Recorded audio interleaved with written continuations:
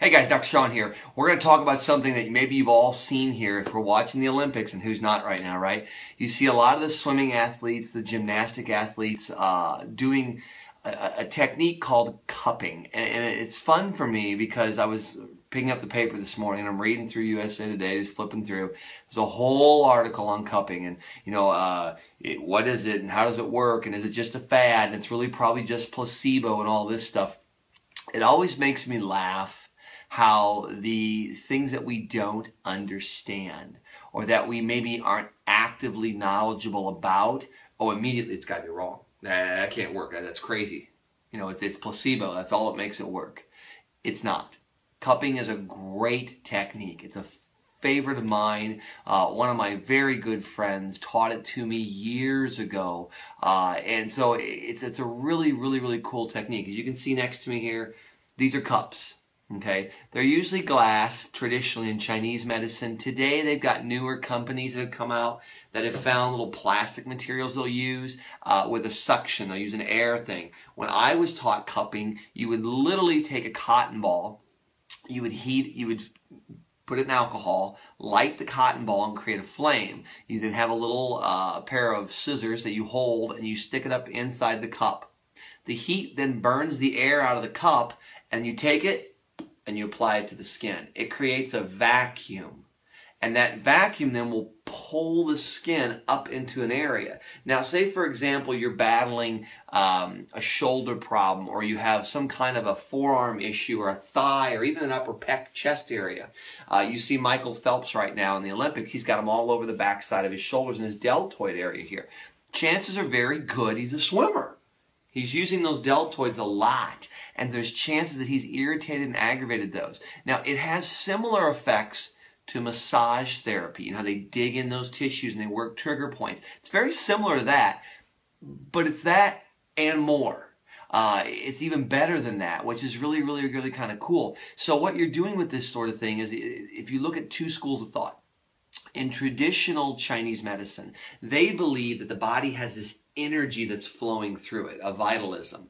Pretty much all the holistic fields in the world believe the same thing. There's an energy in the body that when that energy gets blocked, obstructed, doesn't flow cleanly, the body will then present symptoms of where the blockage is at.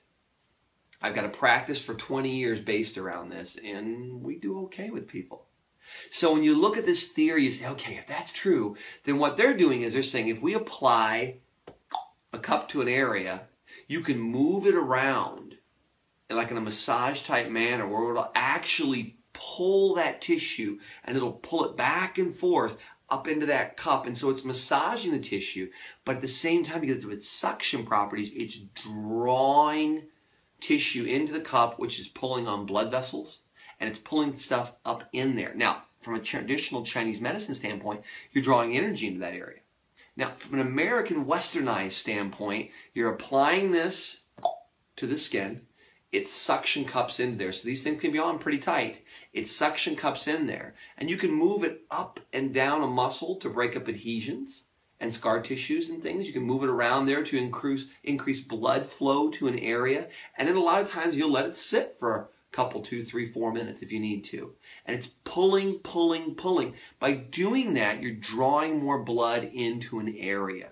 By drawing fresh blood into an area that's injured or sore or stagnant or maybe a joint issue when you're working the muscles around it because you don't actually put the cup on a joint.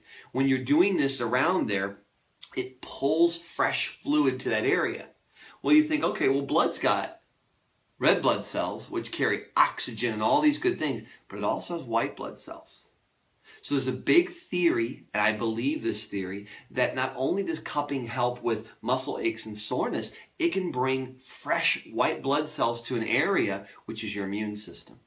So you can use cupping when you have immune issues as well. You see it a lot with lung problems because you can cup the back or the front to some degree and help increase circulation and blood flow and white blood cells into that area and get really phenomenal results. So I'm thrilled to see this all over the Olympics. The key to this, and I'm going on, I decided to do this video this morning, real quick, kind of spur of the moment here before I start work, because I wanted you guys to understand what it is. There's different size cups I've got 4 different sizes. This is my largest. This is a medium-sized one. They're smaller for different areas of the body.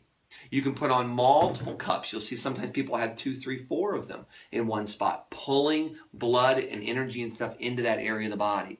But one of the things I want to caution about, one, you want someone that's trained, that understands it. That's the first part. But aside from that, we're quick to always poo-poo something we don't understand. But these are the same people that are taking Botox, which is a botulism poison, and injecting it into a muscle tissue, or injecting a lidocaine or something of that nature into a trigger point to make it better.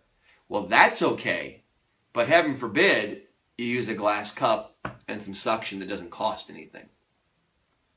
Food for thought, something to think about. You got to look at it this way, guys.